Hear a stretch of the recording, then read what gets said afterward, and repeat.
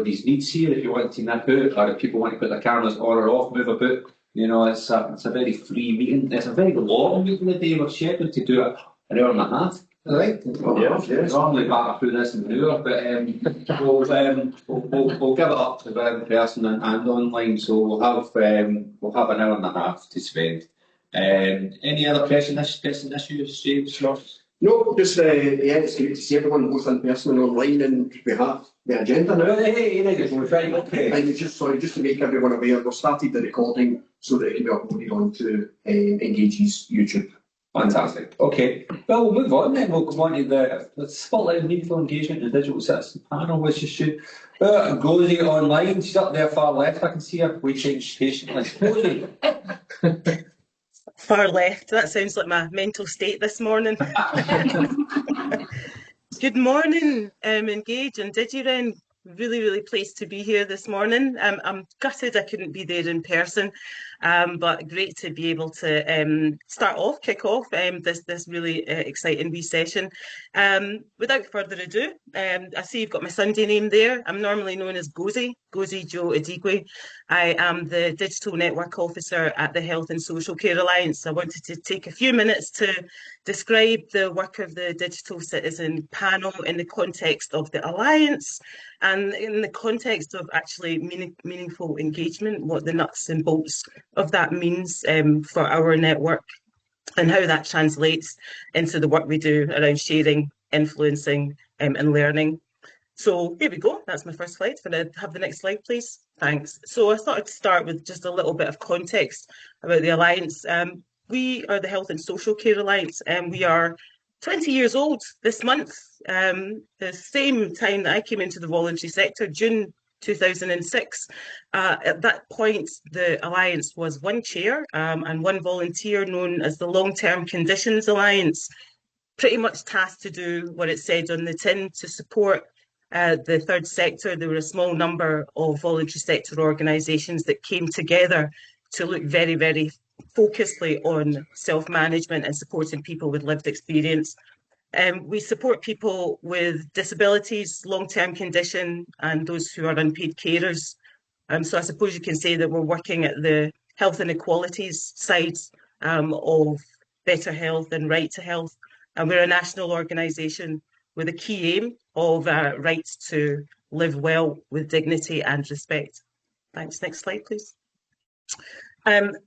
People are at the heart of our design and delivery. We are a strategic partner to the Scottish Government, tasked very much with supporting people with lived experience from those groups that I've mentioned, to be part and parcel of the design of services across a range of health and social care topics. We started as a one-man, one-volunteer in 2006, and today the Alliance numbers over 150 employees, which I think gives an indication of the supply and demand element with regards to being able to strengthen and amplify the voices of citizens. For us, the transformational change, innovation, these kind of definitions and phrases are thrown around quite a lot. I think for us, the transformational change is the equity of people with lived experience, citizens, public and patients involved at every step in design and delivery of services. And I'll describe that in a little bit more detail in the context of the Digital Citizen Panel. And so our ultimate aim is to promote partnership, equal partnership of the third sector across health and social care. Thanks. Next slide, please. So the Alliance membership, we are a membership organisation, and our membership is currently over 3,600, and that's a mixture of individuals, organisations, corporate organisations, academic. We have associate members. We have a range of different ways that these members are involved with the Alliance, and some of those different ways are within the networks and programmes of work that we deliver. So we have a number of programmes of work that I've described here. So we are within our broad membership. Alliance members also have the opportunity to take up membership in some of our lived experience networks, which includes the Women's Health Plan. We have a couple of communities of practice, one called Right to Health, the other is Children and Young People, and the Digital Citizen Panel. So the DCP, as I shall now refer to it as, they were established in 2021, just post-pandemic, to support the design and delivery of digital services across Scotland, indeed to support aspects of the digital health and social care strategy that was launched in that year. I inherited this lovely little group as an online network, as you can imagine. They were born during the pandemic. They were invited from the Alliance membership to form part of the DCP, and at that point they were a band of 98 merry men. In June 2006, we now have 184 members, so we've been slow but growing over that period of time. I describe the DCP as a broad church. They represent people from lived experience, the categories that I'd mentioned before, carers, the voluntary sector in terms of staff and volunteers, strategic leads, and also represent, I think quite importantly, those that are digitally excluded. So within our membership, we have members who are perhaps part of either their local networks of interest, be that from a disability perspective, or local groups who are genuinely digitally excluded. And I refer to perhaps groups like Gypsy Traveller Community. In terms of supporting this network, the lived experience aspect means that we have a range of different ways that we have to make their engagement meaningful from a practical perspective. And some of that is acknowledging the geography. We cater for urban, remote, rural through the DCP. We have a diversity of language. We're supporting and representing groups on low income. There's also a diversity of age and a balance of genders. Within that, we also have people's abilities and disabilities to support and ensure that they're accessing the support that they need from us to be able to take part in the various activities of the DCP, which I'll go on to describe. So I described the DCP as a sharing, learning and influencing network. I think that came to me at a 3 a.m. moment, or I might have actually just subliminally absorbed it from a TV advert. But however, it does work for us because we do those three things, and we do them in varying combinations and with varying sort of input across our membership, depending on capacity, interests and needs, etc. The Alliance is guided by a set of principles. So broadly speaking, we have a lived experience framework, which is an internal framework that supports all of myself and colleagues that work and support our networks of lived experience. It supports us to give a consistent level of good practice of support for our members. That includes a raft of different considerations, mainly around inclusive design. We're also very much entrenched and embedded within a human rights approach, and some of that has been translated into our digital world. So within the work that we do within the digital health and care field, the DCP has been involved in developing digital human rights principles, which last year were refreshed. And I think that's a really important point to make, given that in Scotland, out of the UK, we do have a different, more sophisticated approach to human rights, which I think it's believed that across a lot of areas of work are a really important aspect of people's awareness in order for people to be able to understand their rights, the rights context, and to seize them. So with those guiding principles, that allows us to do a variety of different things as inclusively as we can. I mentioned that I inherited the DCP as an online network. They had at that time 2 substantial regular meetings that they would have. One was the monthly conversation cafe, another one was an informal learning session. The monthly conversation cafe has survived over the last couple of years to become an established and actually very welcome online regular touch base with members. It's the first Wednesday of each month. We appreciate that timing wise it won't catch everyone in terms of their working day, etc. But over the years, it's maintained a regularity, a touch point for for those who can make it, and on a regular basis, we have different topics from our project partners who we do a range of different activities, user research, etc. with. There's the opportunity for DCP members to come and promote their own projects and their own research, etc. and events. And so it works very well, first Wednesday of each month. In my role, well, one of my key objectives was to diversify some of the engagement opportunities. So over the last couple of years, I've been hatching a plan to take the Conversation Cafe on the roads, which has been resulting in a couple of very successful opportunities to work with members who have the capacity to host a Conversation Cafe. So last year in September 2025, we took ourselves to, well, I say we took ourselves, myself, my laptop, a speaker, and a bunch of wires, planned ahead and did some work with Red Chair Highland in Inverness, and they hosted our Conversation Cafe in September, which was a lovely opportunity to do something locally, to be able to have a physical presence, to meet some of their staff, volunteers, also a local councillor. So extending that engagement and offering an opportunity for additional resources and also information from other members of my team, you'll hear from Maisie later on, to be able to come in and build up people's digital knowledge, skills, awareness. We do a lot of user research, and that's come in all shapes and sizes over the years, from the likes of what they call discovery phase, which is where a research team will come and be scoping ideas and doing horizon scanning around one proposed service or change, etc. And right through to prototype testing and virtual tours.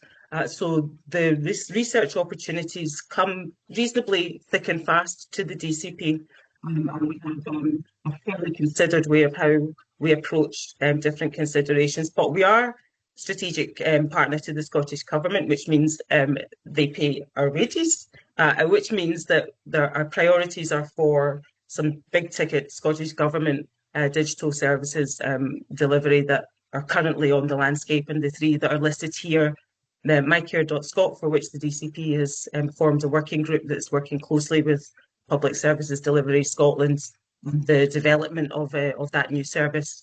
NHS Inform redesign, we're also involved in looking at content and accessibility aspects of that new site, and digital pharmacy and dispensing, which is imminent in 2028, and we're supporting with some of the engagement around accessibility, particularly for marginalised groups.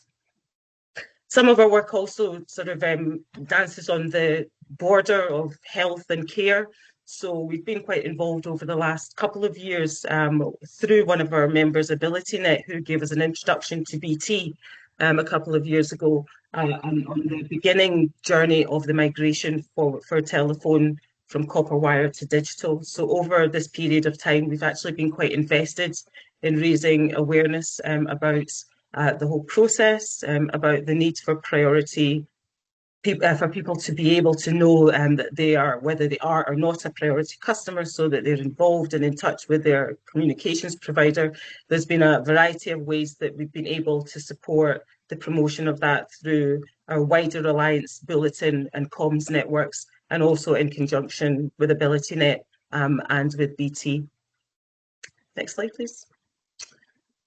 So that's a whistle-stop tour of some of the engagement opportunities that we've developed over time. I would emphasise that the diversity of our group does require us to be able to be thoughtful about practicalities of lead-in times, supporting meaningful engagement. It's something that we're beginning to evaluate with the DCP and across all of our programmes.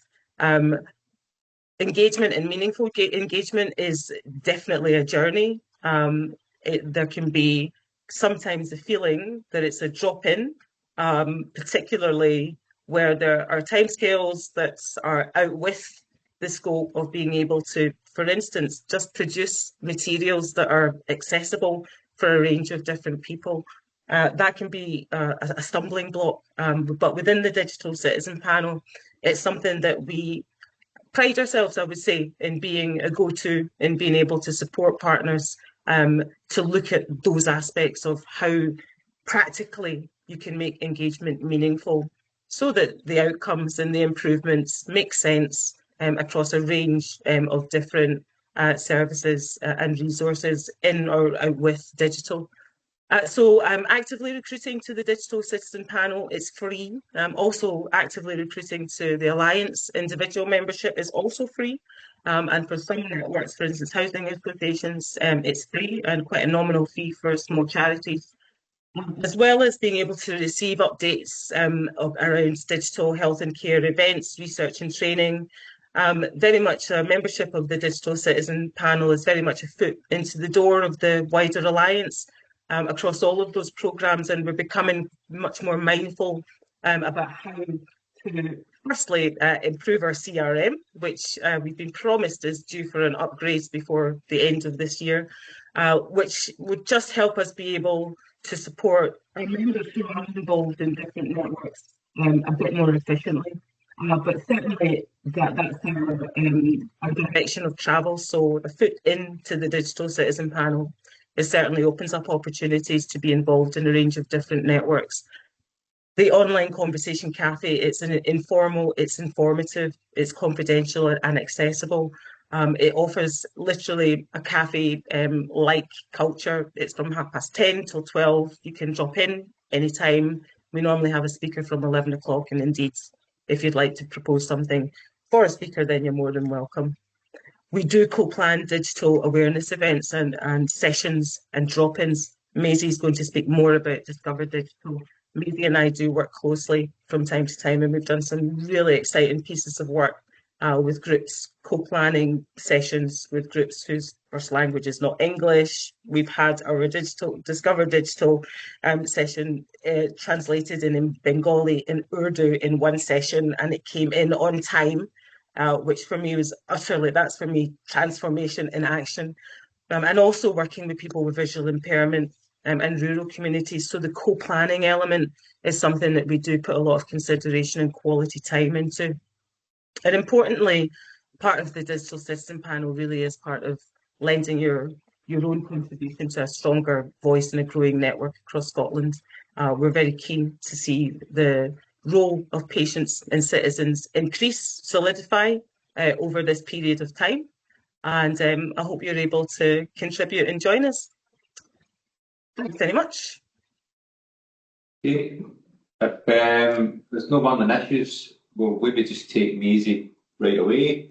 And that way we cover if there's any questions regards Alliance generally and the kind of digital support that obviously Rosie's really helpfully giving us clarity on, but obviously Maisie's can something to bring to the table as well. Yeah, that makes sense. Thanks for that. I'll give this a little go first before that.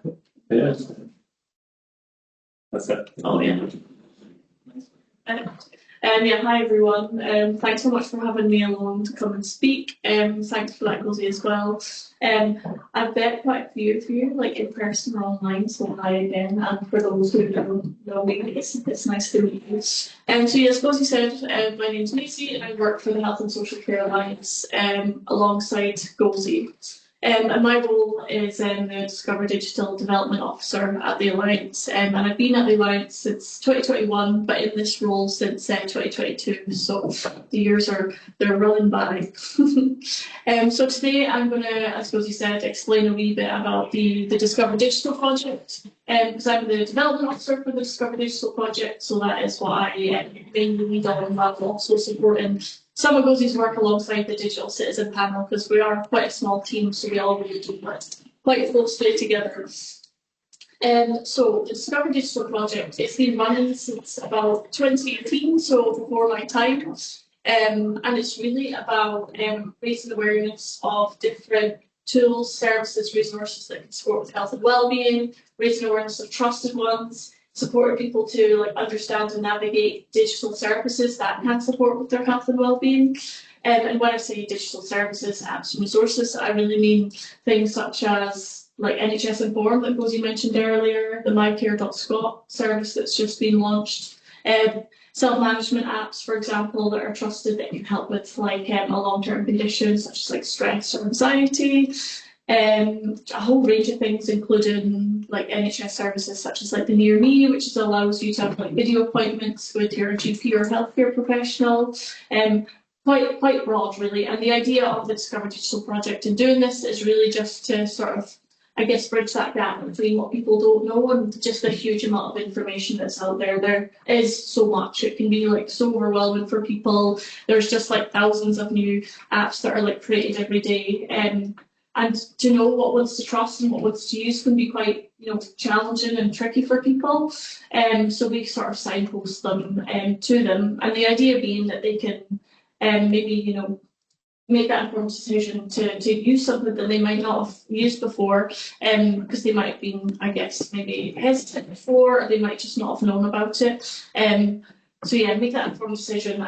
But like a key to all really is if they choose to do so, just let them know that it's out there, let them know how to use it. Skills I probably don't have to have a whole trust to everyone here, but just because like we have digital in our titles and my project that I run is Discover Digital, we're so focused on it being a choice for people. So yeah, whenever I'm delivering sessions, I'm always making sure that people are aware that just because I'm telling you about something, it doesn't mean you have to use it. It's up to you. Okay, so next slide. So yeah, the Discover Digital project, as I said, it's been running since 2018. Originally, how it was delivered were through like in-person large-scale events in science centres across Scotland, where like industry, public sector and third sector were invited along to sort of showcase things that they had or tools that they were developing, and it was like free sort of events for the public. That sort of developed with the pandemic because no one could really go along to things. You couldn't have in-person events, so this kind of gave birth, I guess, to the Discover Digital Guide, which was published or launched in 2021. I think it was May 2021.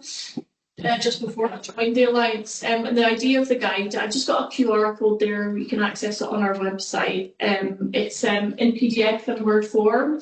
It's essentially a guide that can just introduce people to the idea of using digital for their health and wellbeing. So it's got 7 sections, including digital self-management, so explaining what that is, some services, digital NHS services, and then there's a section on technology-enabled care. It also just goes through some of the benefits and some things to be like looking out for and like safeguard yourself as well. It was published in 2021, but it is a living document, so it is like updated when things become obsolete and that sort of thing. It has got 7 sections because it's supposed to just be like broken down into sort of manageable, like sort of bite-sized chunks for people to read.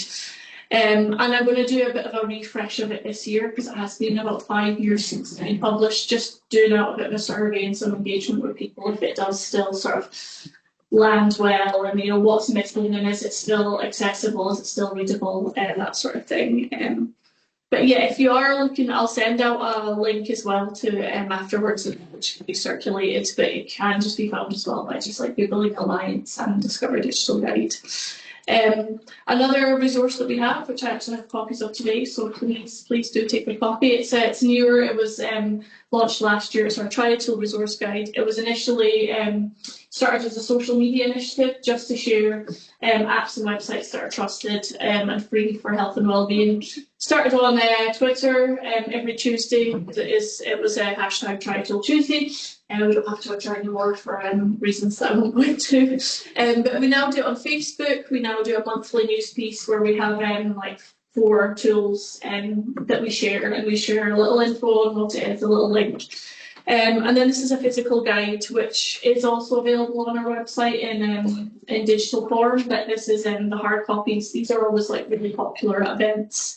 It's just like a little booklet that has apps and websites, so it has like a little basically a little information bit on what it is, a long link and then a QR code as well, and it's got different sections. It's got information for and apps for like children and young people, parents and carers, healthy lifestyle, managing health conditions, and this is also updated as well regularly too. Yeah, so that's just a wee bit about that. Yeah, as I said, physical copies are always really popular. I'm always like reordering these. So yeah, take a copy, feel free to pass it on. So just before I go into like some examples of some tools, I should probably have had this on the slides, but I'll just explain it through through not having it on slides. But another thing that Discover Digital does, as Rosie mentioned, is a thing that we launched in 2023, were Discover Digital roadshows and Discover Digital workshops.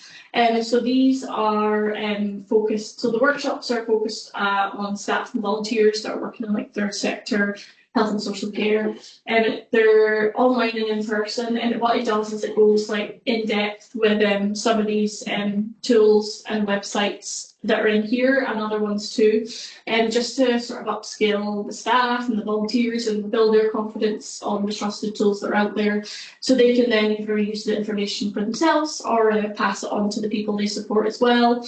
As Gozi said, we've done sessions where we've had translators, which was really good sort of learning on the feet, because I had to definitely be a lot sharper with with my words when it was being translated into multiple languages. But yeah, the roadshows are community events. So for example, the other week I was at the volunteer fair just in the Tannhill Centre. So we go along to a community event, we have a stall and we chat to members of the public, just get to know what they might be interested in with digital. Have they ever tried an app for their health and wellbeing? Show them it as well on a tablet, they can have a little go, just a sort of informal type thing. The same with the workshops as well. If they're in person, I'll bring along the tablets so staff and volunteers can try the tools out themselves. Or if it's online, there's not so much obviously that. But yeah, since 2023 delivered over 50 roadshows and workshops across Scotland, so from like Aberdeen to Carluke, just all over the place really.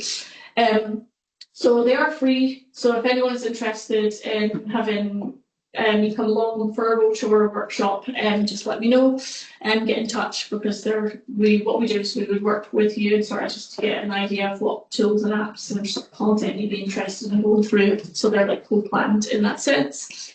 And so I thought, when I'm just talking about like the triangle guide, talking about tools, that sort of thing, it was probably a good idea to show you some examples of some. You might be already aware of them. I hope everyone isn't. I hope some people are. But these are 3 tools that I would quite often go through when I'm doing a workshop with staff or volunteers, or even when I'm at a roadshow as well. So I'll start off with ADAM. So ADAM stands for About Digital and Me. It's developed by Alzheimer's Scotland. Has anyone heard of ADAM? Sorry. So yeah, ADAM was developed by Alzheimer's Scotland, and it is a website or an online directory. You go on to meetadam.org and you can find technology that has been tried and tested by Alzheimer's Scotland's Dementia Circle and their carers. So you have things such as like tipping kettles. So I mean by you don't need to like pick up a heavy kettle if you have mobility issues, you just nudge it and it tips. Amazon Echoes, things such as like entertainment, reminders to take medication, mobile phones that are accessible, GPS trackers, a whole range of things that are focused on certain categories such as like being more independent, getting out and about, feeling more confident as a carer. And yeah, if the Dementia Circle doesn't like a piece of technology that has been that they're testing, it won't go on to ADAM. So it's really good that you can go into this and trust it. It's not like going on to Amazon and not knowing if like any of the reviews are legitimate or not. You would search ADAM by doing in the search bar and typing in a keyword, or you can just look at everything and filter it by sort of a tag that they have. Or you can also do a quiz where Adam will give you your recommendations, but highly recommend using it. It's quite easy to use and is as I said, all the stuff has all been recommended, and they do have for each product page little recommendations as well from the people that have used it. And then moving on to Daylight. Has anyone heard of Daylight? So Daylight is an app that's clinically proven to help with stress and anxiety. And Daylight is a commercial app, but it's funded for free for everyone in Scotland to access by the NHS. And so to access it for free, you would go through that trydaylight.com NHS Inform link or the QR code, and you would sign up on the website. So you would sign up and go through a quiz or a sort of, I said quiz, sort of getting to know the issues that you're going through. And then once you've done that, you would download it on your mobile phone or your tablet, and then you would sign in that sort of way. So it's what it is it's it guides you through a sort of personalised program. So it's personalised in the sense that when you fill out the quiz, it tweaks a few of the program like aspects to you. And what you would do is you're guided through it by this little animation, this little person, I guess. So you don't need to read lots and lots of stuff. You don't need to, yeah, I guess it's not like you're reading articles and whatnot. It's like a little video that'll speak at you, tell you certain techniques that you can use. So you would do a little lesson and then you would do a guided practice of what you've learned as well. And there's like 4 different sections that focus on 4 different things. So it's quite a simple, easy to use one. You can do it for a few minutes a day. It's not like it's not a lot of work or a lot of effort, but it has been proven to have good results. And lastly, Silver Cloud. Has anyone heard of Silver Cloud? So Silver Cloud is they offer free instructor programs for different aspects of wellbeing. And like Daylight, it's a commercial tool, but it's funded for free by NHS Scotland. And you can get Silver Cloud, you can access it on a web browser, or you can access it as an app by downloading it on your mobile phone or your tablet. So you would use that code that I've got there as well, and use the access code NHS24 when you're signing up. And Silver Cloud has a range of different programs. Some of them are focused on like body positivity, managing long-term conditions, sleep, anxiety, and depression. There are some more as well. So it's kind of different in the sense. Daylight is more of a course, so you would read you would do different modules, and then you would read some of the content, some text. Then it would have like videos, some case studies, some quizzes. And so Silver Cloud is a sort of, it focuses on different areas of Daylight, and you can, I guess, access it on a web browser because not everyone likes to have an app. So that's a wee bit about Silver Cloud, and that is kind of just I think that's my whistle-stop tour of Discover Digital and just some of the tools as well. So give me a shout if you have any questions for myself or who's. I think everybody online and in the room would like to thank Cozy and Maisie for 2 really good presentations. I don't know if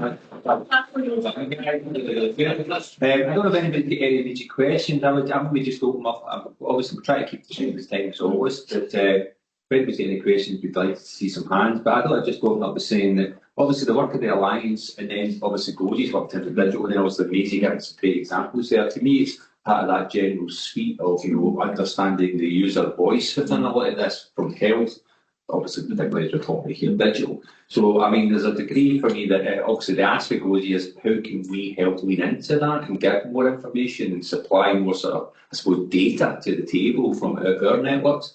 So we'll have a think about that. But I don't know if anybody's any specific questions about apps or actually the mechanisms that Rosie's been describing and Maisie's been describing. I don't have a question, that's about I'm an individual member of the Alliance, and I'm also on the digital services panel, and I'm on the working groups. And just coincidentally, the first time that I come along to meet and engage in exercise, that's what I'm talking about. Nice to be aware of So I would definitely recommend for anybody to join. It's a marvellous organisation, and my background is in social care, right. But I've also got a long-term condition. I've been a carer, etc. So the voice of lived experience is definitely heard. So that's really good. Is there anything online, James, that everybody's picking up? I will just tell you. Is it possible to present basic slides after the event, please? That would make it easier for us to share this with our staff and criminals. Absolutely. All slide decks and the recording from today will be shared with everyone. Grand stuff. I'm conscious again, obviously we've done the introductions, and usually we're online, you can look down the list, and there's people in the room here that maybe are going, no, I don't know where I fit in, or maybe quite clearly fit in, right? But there's a reality that the DigiRen network picks up in a broad church, individuals, housing associations, community groups, third sector, public sector organisations. So I suppose from the Alliance's perspective, it's making sure as you do connect to these kind of wider networks, try and get as many sort of voices to the table. Obviously the golden thread of health is the thing that challenges us most of the sort of work we're in in the third sector. But it's held connected to everything, whether that's housing issues, or whether it's employment, or whether it's to do with volunteering, or whatever it happens to be. So I suppose it's just making as much sense of that as we possibly can. Again, goes here, Maisie, do you have anything you wanted to really give us here as a message? And say in terms of actually connecting with you, is there anything specific? We'll probably take you up on your offer, by the way. That was stupid to your offer. As soon as you say, I can come along, take someone's going to go, could you come along, take that's going to happen. Right? So, create more work for myself. Exactly. No, I love it. I love being out there. Is there any kind of big messages? Cody's got a hand up. Maisie, you wanted to sort of give us a message about it? Are you quite happy with your slides? It's a good question. No, I mean, Rosie has always got better things to say than me. But no, I think just coming along to things like this and just working together and being part of the different networks, as you said, is so important. Like, and on both sides as well, like having more people coming along and joining up with us, but also equally it's so important that we as an organisation like get out and about and get out there and just see what's going on in different networks, like travelling about Scotland and also like coming here. I think is so important because at the end of the day, collaboration is kind of the most important thing, isn't it? Absolutely. Yeah, I just I concur with Maisie, but also I think sort of the growth of digital in the last 20 years necessitates that the people that we work with do come from a broad church, and then that's reflective in DigiRen in the same way that it's reflected in the DCP, and that means that the sharing, the learning, and the influencing. I mean, those three kind of objectives have different, sort of people at the centre. And across our membership, I suppose it's about knowing, where the needs and the strengths are, and then linking up, with, other networks in order to amplify, because there's a commonality from a national perspective. We see commonality of either strengths or challenges, from Dumfries and Galloway to Skye. And it's about being able to link up, and particularly at this interface of digital inclusion, where we're supporting the marginalised. Getting the collective voice thing right is really important, but people need to feel empowered and confident to do that. So there's lots of work to be done, and happy to do as much as I can in the 24 hours that the good Lord gave me. But it's really, really, really good to be here today, obviously. Trying to stretch up to 26 sales for you. No, but the connections, James had actually made a wee note there in relation to we support the Wellbeing Network in Renfrewshire, because we support wellbeing funding from Scottish Government. We've got a lot of organisations to connect there. I know that Cozy, you belong to the Wellbeing Network. Maybe if you get a chance, that may be a really good place to present actually in some of these things. So I think that connection for us locally, the Wellbeing Network's one of the kind of ones that leads in. And we're just launching a new directory in terms of some of the funded things that have just happened recently. What we'll definitely do is share everybody's contact details, if it's not been shared properly, as long as people are comfortable with that. I don't think for obviously for Gozy and Maisie's stupid ask of just wait out here and get a book maybe somewhere, you know what I mean? But no, that's really great.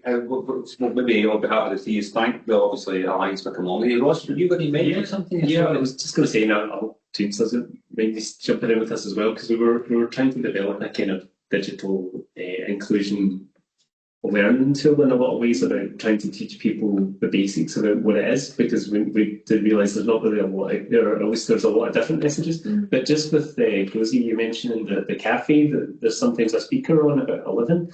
Maybe at some point a bit further down the line, it'd be good to take a version of it to that and say, does this make sense to people? Is it relevant to people? Because we're, part of what our interest is that are the things in it, are they written that make sense to either anyone that you can meet just in public or to an organisation, because it speaks to both. So it'd be really great at some point. Look at that. Oh, we'll get that pegged in, James. Yeah, well, that'd be great. And I would say that I can see, even though the screen's very small, 2 DCP members around the table. So if something like that is being developed, then that's a co-design thing already. So box ticked. Yeah. Me. Yeah. You Member of the Alliance. See, I'm in the Alliance as well, but that's good. Thank you. Let's not pat each other on the back. No, but like, listen, just getting really conscious of time, and we're getting a new boiler fix, which is why I had to go and tell the guys to work. So we started drill at 11, so we'll keep going, right? Can I? Sorry, of course, sorry. Very quickly, just to say, a huge thanks to the Alliance and all the members as part of DigiNovember. Ross is going to cover that later on, because whether it's collaboration, as you spoke, either yourself or goes there, and collaboration is key. Working with Sally and the libraries, which was great to see. Digital Citizen Panel is amazing in terms of the work that they're getting involved in. And what I would say is today's focus in DigiRen has got a very much of a focus around health and wellbeing, and that's responding to what we need in terms of the members of the Alliance. So again, grateful that we're not only asking, but we're responding to what members of DigiRen are telling us. So yeah, it was just to basically sum that up, that today is very much in response to organisations that have asked for a focus on digital health and wellbeing. James. Okay, we're going to Yeah, great stuff. So this should so magically we have a clicker. Thanks for that. So yeah, I just wanted to update you on Renfrew's annual digital inclusion impact report. So this is basically a celebration of digital inclusion across Renfrewshire. It's basically what we're looking to do is to highlight what's been delivered by our partners, not by Renfrewshire Council only. This is a DigiRen annual report, and it's very much about what's out there, scoping out the landscape, and bringing all that together. So we've started the work, and as it says there, digital inclusion Renfrewshire, it does matter. It matters everywhere. It's everyone's responsibility. And it supports a number of key outcomes that's on the screen here, about helping to reduce poverty and inequalities, improve access to services, whether it's health, social care, housing, employability, etc. And the annual report is very much delivered by our partners. It's not delivered by one single organisation, and I'll touch on that in a moment. And it's about amplifying our efforts, it's about showcasing, because as much as this work exists, this isn't replicated across Scotland, and hopefully Rosie, Maisie and other national organisations on the call. My understanding is this is not replicated, so what we've got here in Renfrewshire is very unique and very, very special, in my opinion. And together, as it says, we are bridging the digital divide, and we're helping residents, citizens, communities, organisations to participate in an ever-increasingly digital world. So this was, when I say last year, we work a year behind. So the 2025 report was based on 2024-25 financial year. And see, together, collectively, almost 7,700 people supported to get online, over 2,300 training sessions delivered, 732 businesses or organisations supported around digital. So what we do is we've broken it down. We've actually exceeded what Audit Scotland's national report on tackling digital exclusion said. It was about digital skills, confidence and motivation. It was about access to devices. It was about connectivity and digital public services. We've also included inward investment. We've also incorporated the use of how AI is helping to deliver digital inclusion or support digital inclusion. So as you can see, device and connectivity, over 36,000 public device sessions across Renfrewshire. There was over 1,000 SIM cards issued. That's preloaded data SIM cards, whether it's through the libraries, whether it's through the members of the Good Things Foundation's National Data Bank, or charities connected as part of Vodafone, etc. And then inward investment. So you can see, over £190,000 of funding awarded, supporting 20 organisations and businesses across Renfrewshire. And also the expansion of DigiZones, or the creation of DigiZones, which we're not going to talk about today, but it's we've just produced our early implementer report, evaluation report. It's about to go live online, and between January 25 and December 25, over 97,000 visits to DigiZones, the 24 DigiZones across Renfrewshire.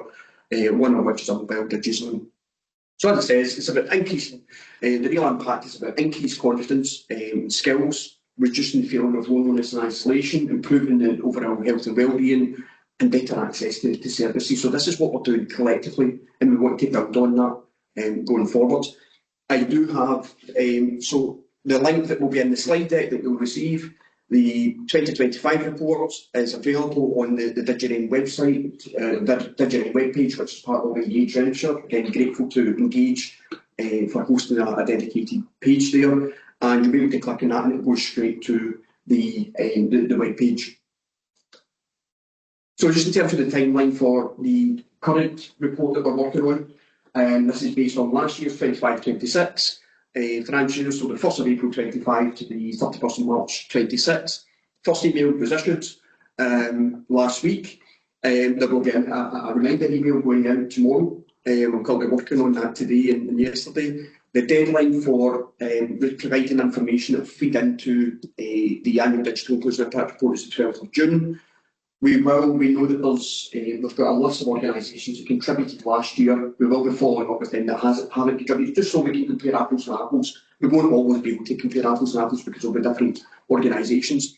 What I can say is, and again, a huge thanks to all the organisations that have shared the email that's gone out.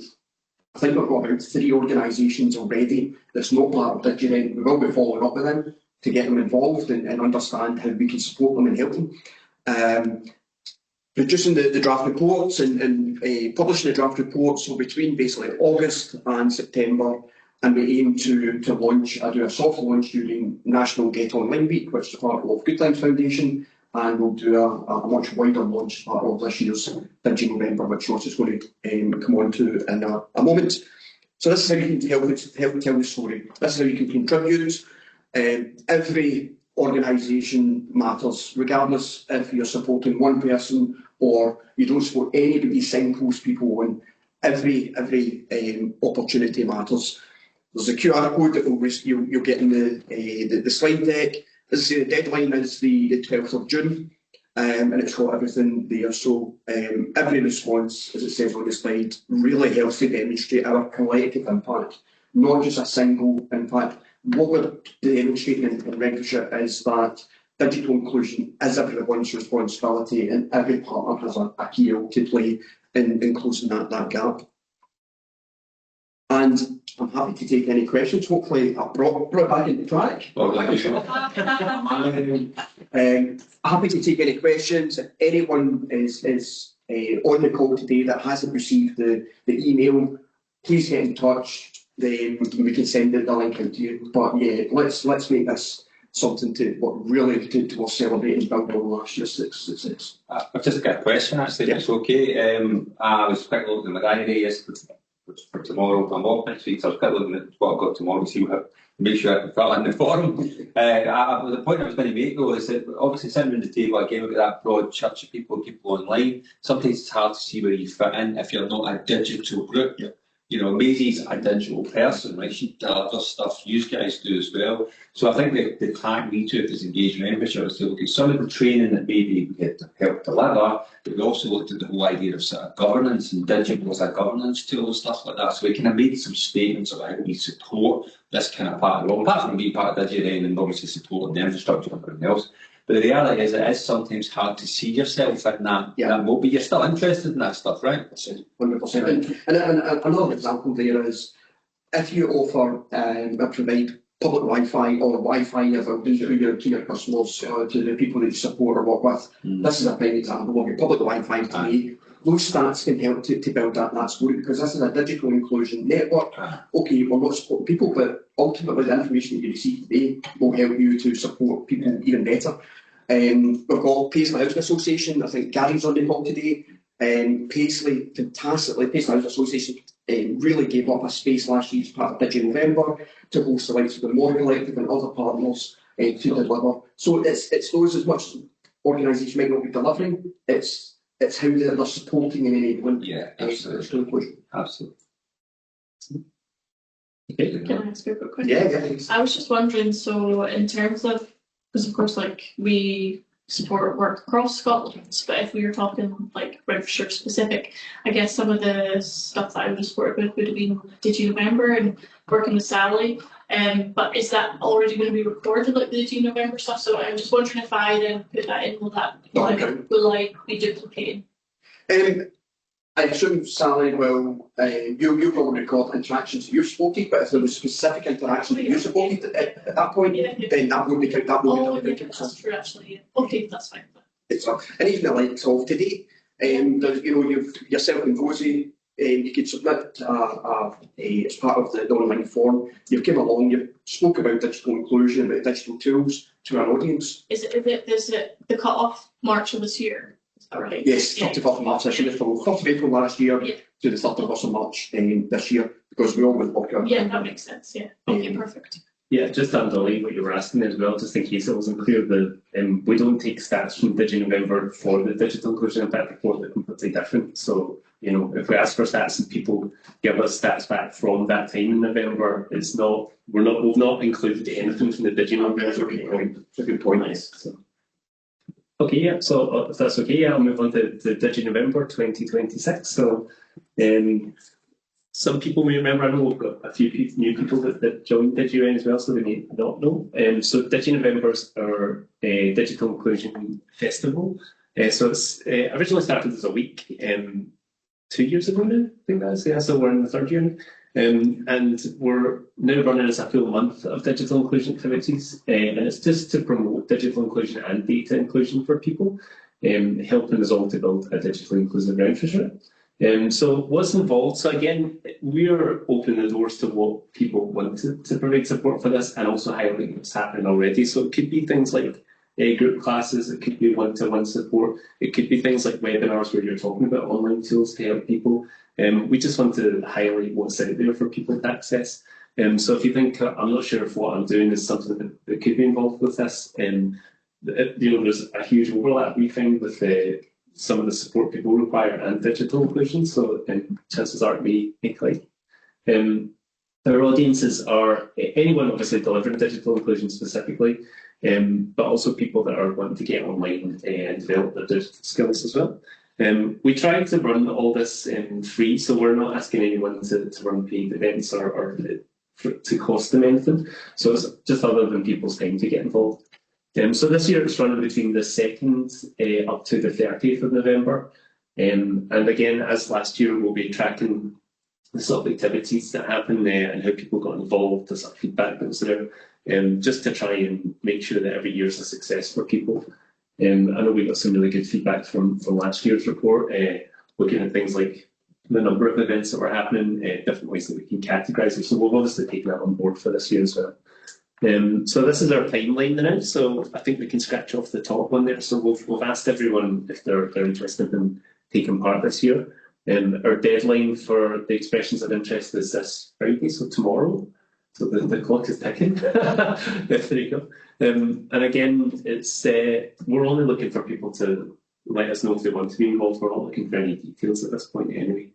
Moving on through the year, the next stage is going to be asking people to provide some level of details. So again, it doesn't have to be absolutely perfect yet, but it'd be good to get an idea of the times and things. And again, for us, that'll let us finalise our programme for the online and offline programmes, which is, again, quite a big piece of work, not just for us, but some of the organisations involved that run in multiple events and have quite a lot of information to send us. And I think we found last year as well, we were updating our programme actually quite a few times a week as well. And because obviously it's a live event happening, things change for people. So this is why we start so early and ask for information so early, because it's quite a huge amount of information to get through. I think our last programme ran to quite a few pages. I think that was an EGF. It was split to about 30 pages. So again, obviously we'll start our promotion then from October leading up to it, and then we launch the month of DigiNovember. So again, 2nd to the 30th, and then we'll get the evaluation. So again, it looks straightforward on paper, but we have a lot of work for us all in there. And again, this is some of the organisations that have already expressed interest that are taking part. So again, great to see people get involved. And I think I've actually got a few more tagged from emails that came in when I was off work yesterday. And just for anyone that's ever getting in touch with me, because I know I've been the main point of contact so far for DigiNovember. I don't work Wednesdays now, so sometimes there's a wee bit of a delay getting back to people with that. And this is the breakdown we've got so far for the organisations that have signed up. So majority are community and social support groups, which are 9. Then we'll get education, skills and public sector governments in second, 6 each. Older adults and health and housing and business as well. Some of the housing associations have also, it's a mix of people already starting with, which is great. And again, almost an even split of local and national organisations. And again, for us, the national organisations, they've usually got a presence in Renfrewshire as well, but they can also work across Scotland. And again, we're more than happy for people to do national events during DigiNovember as well, if they're running online sessions as well, and get lots more people involved. That's great. So if anyone's ready to get involved, you've still got a day to email digitalclusion@renfrewshire.gov.uk. So it's just a simple yes, count me in at the moment, and then we're just getting in touch with people following that. So we're just building our list. So yeah, looking forward to it this year. Exciting times. And again, going back to the report, James was talking about the Digital Inclusion Impact Report and this as well. It's, when you look at these sort of things, it's easy to say, oh, these numbers are great, big pat on the back, look at all the work that's happening everywhere for everyone. But actually, I never see it like that. I always see it like it's just a sample. We never see a full picture, so it's just a sample of actually what the needs there. We're not meeting that need. We're still all as organisations trying to reach out and help those people. So when you see those sort of figures, just remember that's just a small snippet of the demand that we've got now, and actually we're still trying to reach out and help people more. So again, that's why stuff like the impact report and DigiNovember really helps us, because it helps us see what areas need more help and where we can try and target. I know everyone's probably sick of me saying things like that. I've probably repeated that too many times. I don't know if anyone's got any questions about DigiNovember. Don't know if I should put the window. Yeah. I'll raise it. Yeah, no, just a couple of things. I just wanted to again pay a huge thanks to the steering group. So there's a cross-sector steering group that comprises both local and national organisations. It really provides the oversight to DigiNovember and the programme. So Maisie, Gozie, Alice, Alan, Sally, Rachel's in the call. Look at some more. So I just again just want to give a huge thank you there. As Ross touched on, in terms of what you might not deliver digital inclusion, but we've already seen fantastic offerings. Sally, I'm going to send you something later on. It's West College Scotland, and they're keen to come along to events, etc., to promote their IT learning, and it starts in January. So again, and we saw fantastic opportunities in collaboration last year, either between Police Scotland and the libraries, Maisie and the libraries, as well as other organisations. Something that came up last year in terms of the feedback was funding, and it would be great to have some sort of funding to support the activities. What I would say is, 1,264 events, participants or interactions last year, 164 events delivered. But as Ross said, it's a so what question. What impact did that? What difference did that make to people's life? And elected members at Renfrewshire Council approved a budget for myself to expand that or to support DigiNovember this year, so we might be able to do some local events. And those offline materials. Last year it was done free. It was the generosity and the goodwill of all our partners.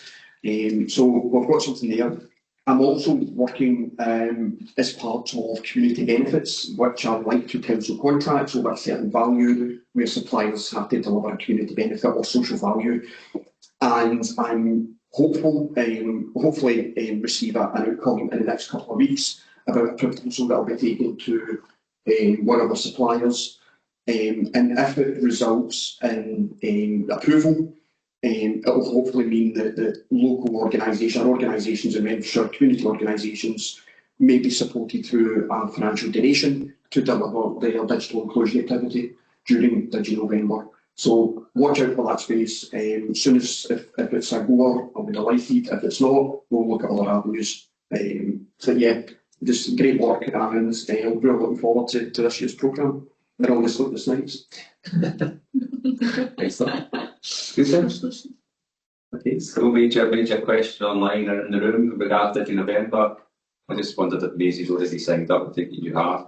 I know our names there, so I know our names there, and I'm assuming just by being involved in the steering group that it's assumed. Yeah. Very good. We've got next Rachel. I think Rachel's online. Rachel, you got to come in? Hello, yes. So this is for the DigiRen bulletin.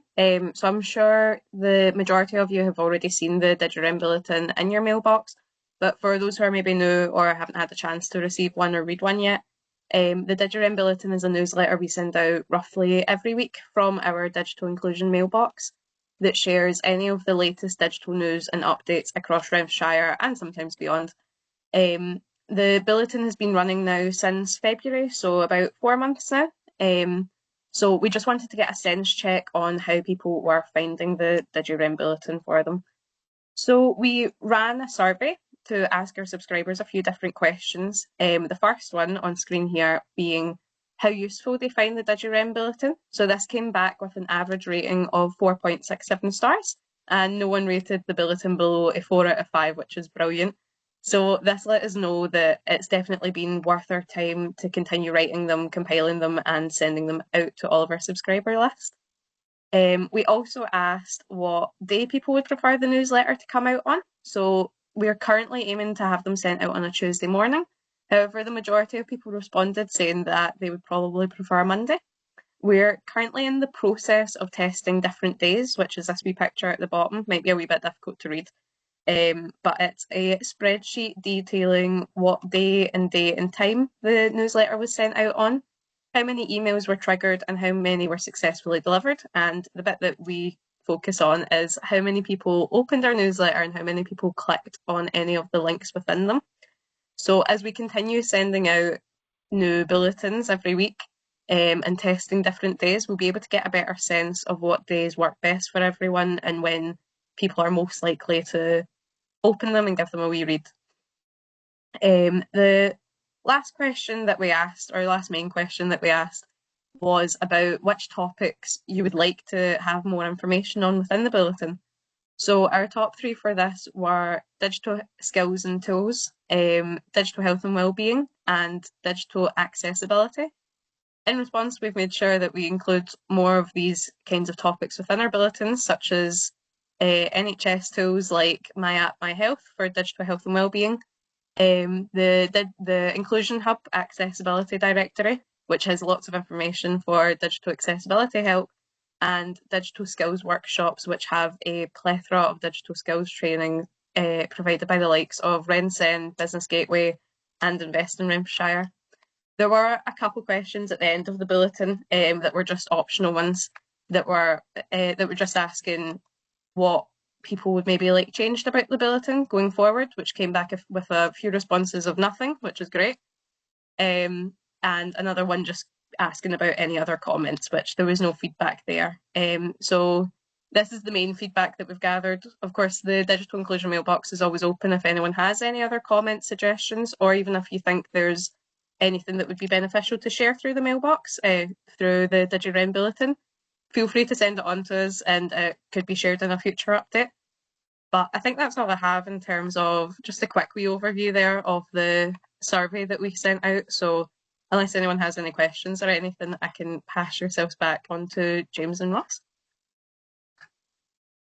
I can just run if that's okay. Yeah, no, just to say a huge thanks to Rachel. Now, Rachel pulls together the bulletins on a regular basis, has really taken it upon herself and owned the bulletin. And again, a huge thanks. I know that linked in with Maisie and Gozie around making sure there's collaboration between those local picture and the national news. Rachel's obviously, I think, sometimes you undersell yourself, Rachel, because you took it upon yourself to pull together these stats so that we can understand the impact and the reach and the open rate and what's good and going back to the topic of interest, asking the survey. So when we look at the top 3, digital skills and tools, today's an example of DigiRen responding to supporting those. Now, there's lots of digital skills and tools resources out there. So Maisie tells you try a tool Tuesday in terms of the Adam and others. And if there's others that you want us to learn more about and bring back to you, please let us know. Digital health and wellbeing, today we've got a focus on health and wellbeing, and then accessibility. I know that Rachel is meeting with Angela McInnes, who's also on the call from the Council's Digital Skills and Learning team around accessibility. We put something out about the Inclusion Hub accessibility directory last week, and I also met with AbilityNet. So when we ask these questions, it's not a tick box exercise. It's very much we want to respond, we want to keep you engaged, and we want to help organisations right across our membership. And please feel free to share the bulletins with your colleagues, your networks, and anyone else that might have an interest in it. But no, great work, Rachel. I think it's hopefully everyone enjoyed the slides and found them useful.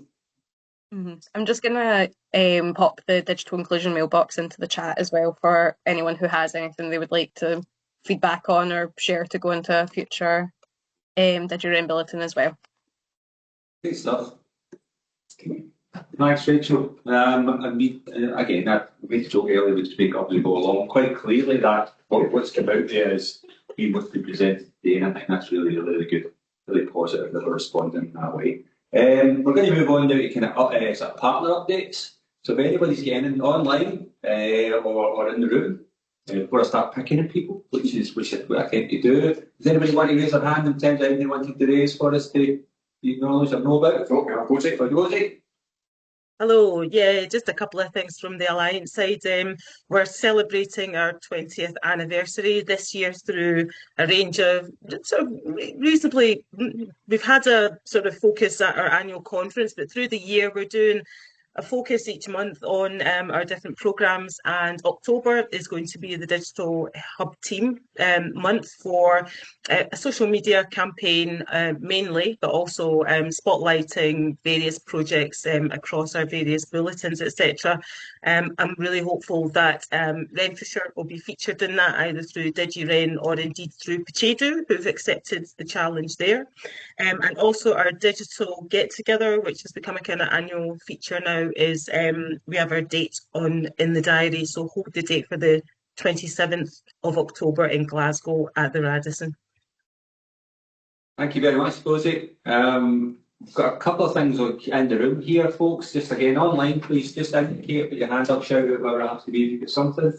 Claire, you get something from the Hilton Foundation? Yes. Yes. Yes, I'm from Active Communities. We're based out in Johnston. We cover all of Renfrewshire, and we work with people affected by poverty, trauma, and support them with their health outcomes. And so we've got a lot of health and wellbeing activity across Renfrewshire. But we have secured 3-year funding with the Virgin Digital Foundation to increase our digital offering across Renfrewshire. So the 2 areas we'll focus on is Johnston and Gallagher.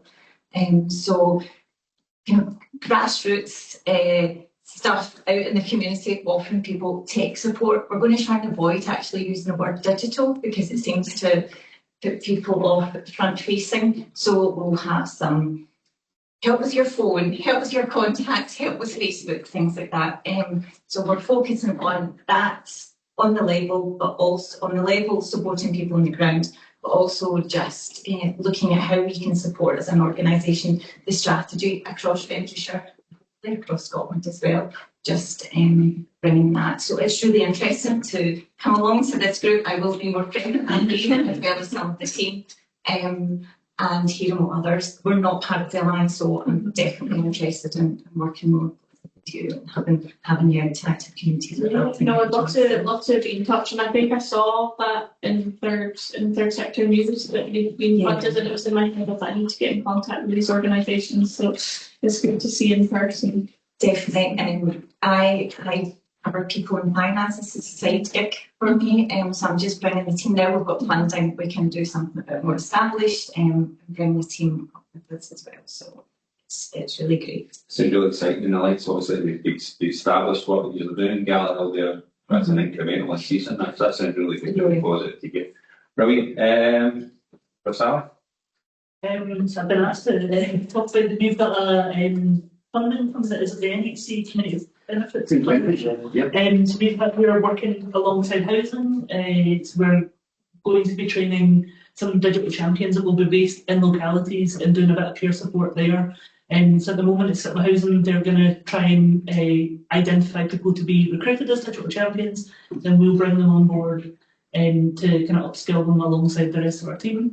And there's also going to be some funding for them to have a device so they can have that device out in the community working with people. So it's very early stages at the moment, but yeah, it's exciting to kind of get out there. So yeah, based in different, so all of the localities for localities. Yeah, three, and it's council tenants, so it's not open to everyone. It's restricted specifically to council tenants.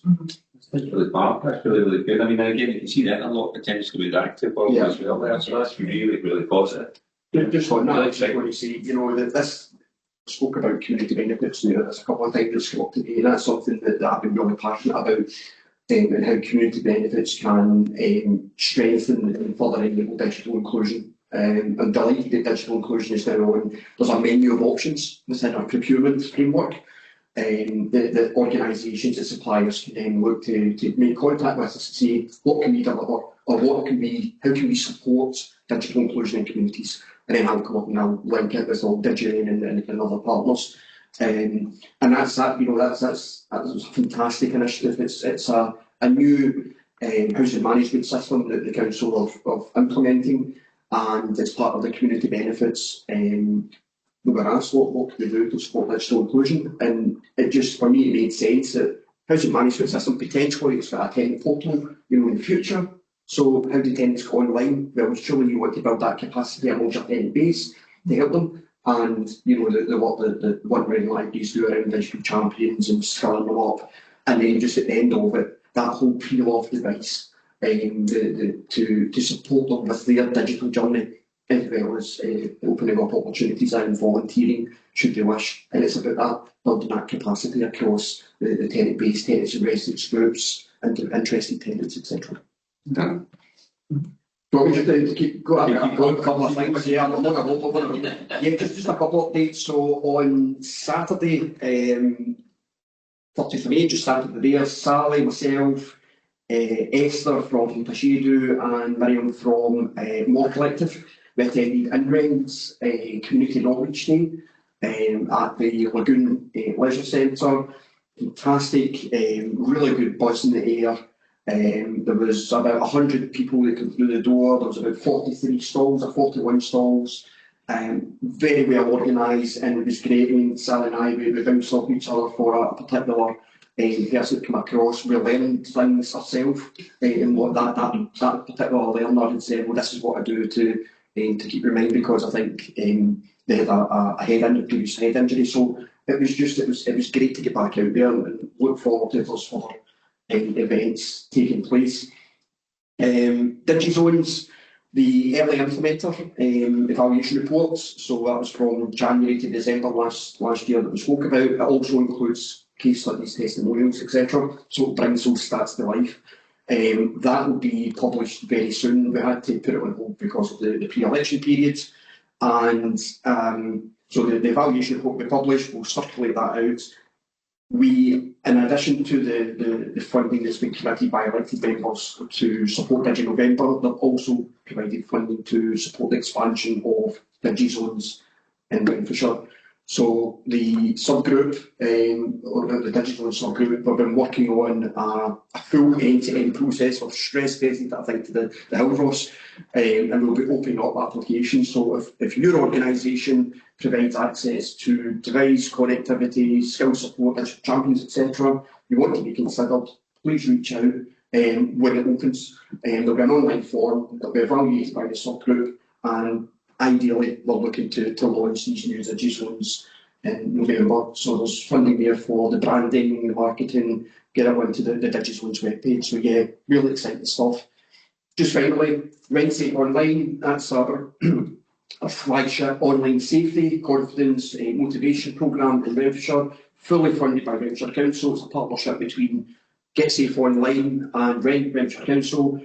And it's about raising awareness of online scams, harms, but also providing that platform to have sensitive caring and patient and understanding conversations with people at risk or who have experienced online scams or harms. The next intake, the next online safety ambassador programme is scheduled to take place on the 19th of November. No surprise, it's part of DigiRen. So if you have staff, volunteers, etc., you want to build up that online safety awareness and capacity within your organisation or within communities, let us know and we'll get the link out to you. I'm happy to take any questions on it. And for James, and online folks? No, don't think so. Sorry. Shout. Thank you. This is my first time along with DigiRen, so thanks for having me along. My name's April. I'm from Social Ludo. James, we spoke on before. So it's good to be here. So I've just got a little bit of news. Maybe you'll be aware of this already. So we are an organisation that design and develop bespoke serious games to help organisations tackle tricky problems to achieve community and organisational and structural change. We design games to try and challenge structural inequities for people. We've designed a range of different games, but the one I'm focusing on just now is called Gadget Match. And this is a technical kind of card-based game. If you've ever played Cards Against Humanity, you'll be familiar with the mechanism. And this is a clean version.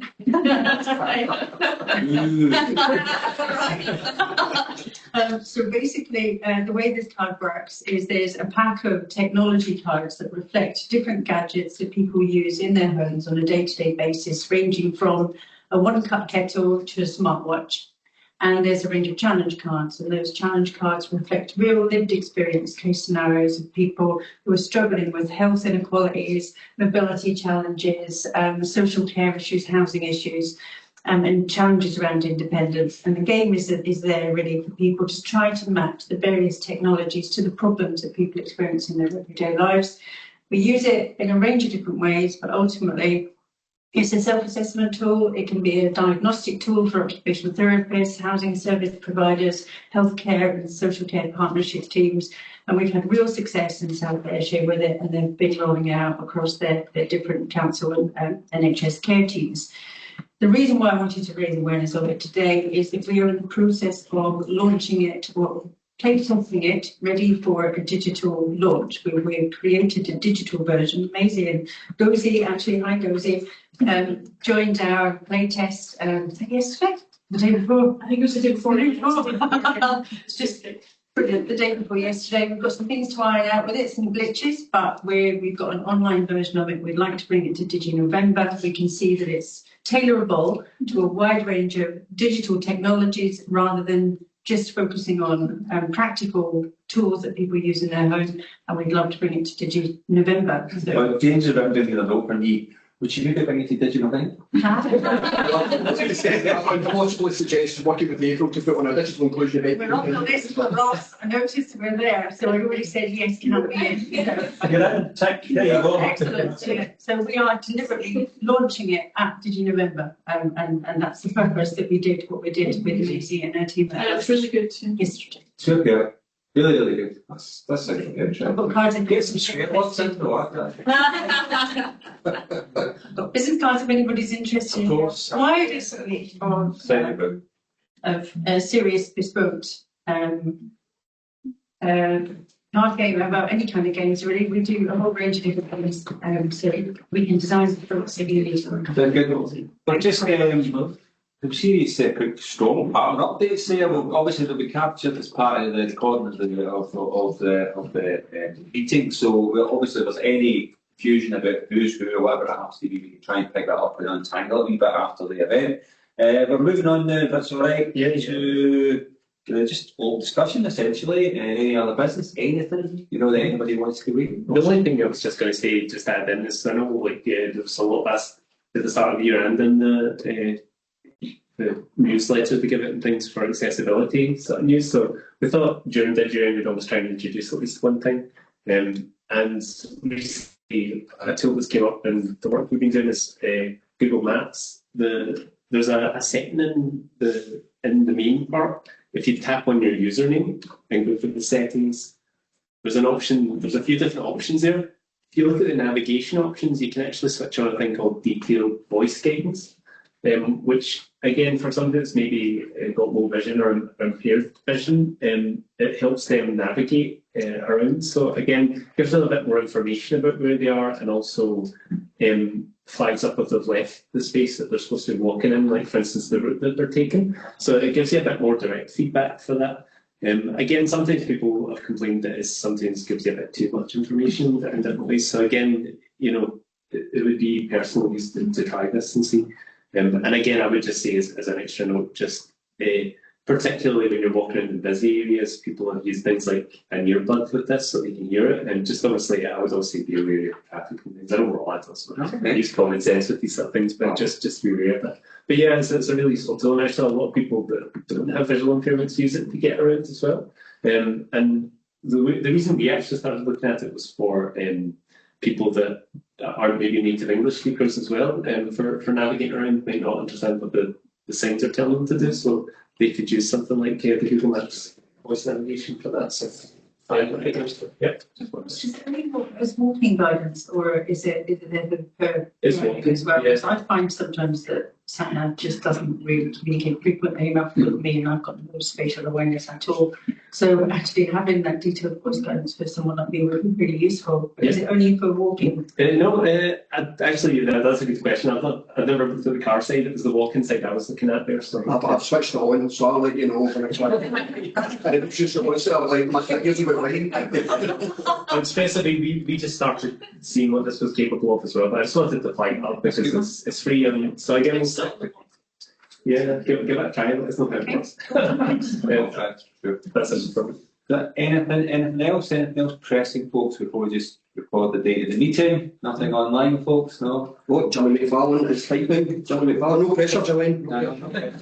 Talk amongst ourselves here, man. Stay with us. You can use it for yes, for clarification. Thumbs up to Johnny, right? Okay, is anything at all, folks, before we conclude? Thanks, Johnny. There's just a wee comment from Iona as well regarding the annual Digital Inclusion Impact Report. Just a question saying, we don't specifically work in Renfrewshire, but we operate a national project, most online events. Would you like our numbers even if we can't specify the location for them? What we can do is let's take that one offline, and Iona, I'm more than happy to catch up with you with this to see if there's anything pertaining to if there's anything that can be associated to Renfrewshire, or if there's any people or organisations from Renfrewshire that's attended those events. Then yeah, definitely let's look at including them. But happy to catch up after at some point over the next week or so, if that's okay. Okay. Right, just before we move on to the next meeting and conclude, I want to say thanks to everybody online, and as I'm sure James and Ross will say, nice to have people in the room too. It's been quite good. I quite enjoy old school getting together and a chat. So, but it's been great to everybody interact online as well, particularly obviously speakers and stuff. So Macy and Gozy obviously particularly. So thank you. James, date of next meeting is Thursday the 17th of September, 10 o'clock to 11, and unfortunately it's an online meeting. We can't have the same buzzes we've got today. However, November is an online, that's during DigiNovember. We might change that one to in person for DigiNovember. Be good. But at the end of the year, we like to have a wee end of year celebration event in December. That will be an online hybrid, so you can have a choice. We'll get the relevant instructions sent out, but yeah, 17th September, we'll give everyone the summer off. We're not that cool. So I think they said the relevant mince pies at that point. The relevant speakers. That's a given. That's okay. Okay, thanks folks, thanks a lot for joining us today, and wish you all well. What we're about for your son. 26th September. Brilliant.